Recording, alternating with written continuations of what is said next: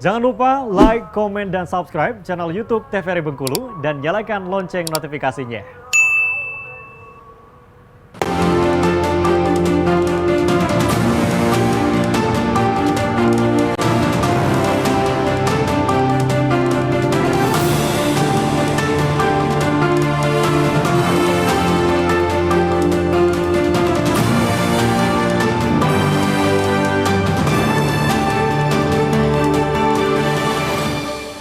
Baik pemirsa, kita lanjutkan lagi obrolan kita sore ini bersama dengan Mbak Lexi Octavia dan Bapak Ibrahim selaku Sekretaris Dinas P3AP PKB Provinsi Bengkulu.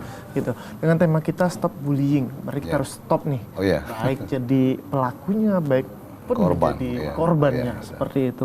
Nah, aku akan buka dengan kasus salah satu mungkin entah itu 2 atau 3 bulan yang lalu, salah satu kasus yang ada di SMA Negeri 9 Kota Bengkulu sendiri, Pak. Yang korbannya salah satu yang mungkin sampai impactnya wah pasti stres sekali gitu kan. Itu dibully, bahkan yang ikut membuli juga adalah oknum gurunya sendiri.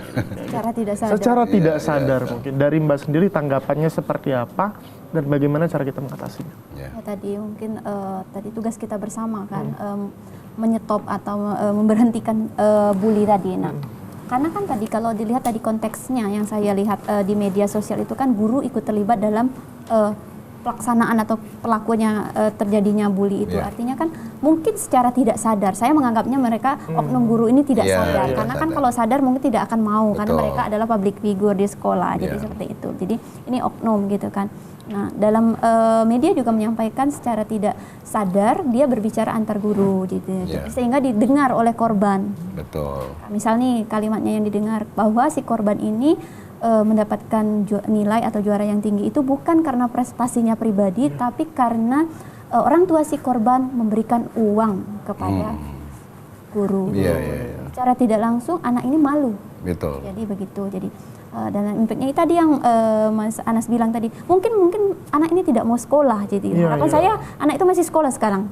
Karena kan ini bukan hanya terjadi pada pelakunya anak murid sesama murid, tapi bagaimana dengan guru ketika itu sendiri sebenarnya itu adalah tempat berlindung, tetapi malah pelaku gitu. Jadi ini tadi mungkin ketidaksadaran tadi, karena yang di awal kita sebutkan yang verbal ini yang biasanya banyak tidak disadari kalau kita melakukan. Gitu sih. Gitu yang, berarti artinya yang mendeteksi yang paling sulit dideteksi ya berarti ya itu adalah bullying secara verbal. Iya betul. Verbal itu. Yang menyakiti hati. Kalau fisik kan kelihatan. Benar. Kalau verbal ini kan kata-kata disebutkan sakit pulang nggak kelihatan, tapi mentalnya udah kena. Benar. Nah kalau dari Bapak sendiri selaku mungkin bagian dari stakeholder pemerintahan sendiri, melihat kasus-kasus yang seperti ini bagaimana Pak? Apakah peran pemerintah bahkan mungkin undang-undang juga mungkin banyak yang belum tahu, mungkin bisa disampaikan pada para pembuli atau masih menjadi pelaku tapi nggak sadar? Betul. Jadi kalau dari undang-undang kan ada Undang-Undang Perlindungan Anak ya, Undang-Undang 23 tahun 2004 ya. Kemudian kalau di Perda itu ada Perda nomor 5 tahun 2018 tentang perlindungan anak. Jadi sebenarnya dari regulasi kita tidak salah ya, tapi bagaimana aplikasi penerapan. Nah, seperti kasus tadi yang kita curigai ada oknum guru yang juga menjadi pelaku ya. Nah, itu tentunya harapan kita ke depan guru itu kembalikan ke tupoksi sebenarnya. Mendidik, mengajar, mentransfer ilmu. Nah, hal-hal di luar itu jangan kita lakukan. Misalnya kecurigaan anak tidak sesuai dengan prestasi. Nah, kita selaku guru tidak urusan kita. Kita yang punya anak, masa kita nggak tahu? Kalau memang nggak prestasi, kenapa dikasih prestasi?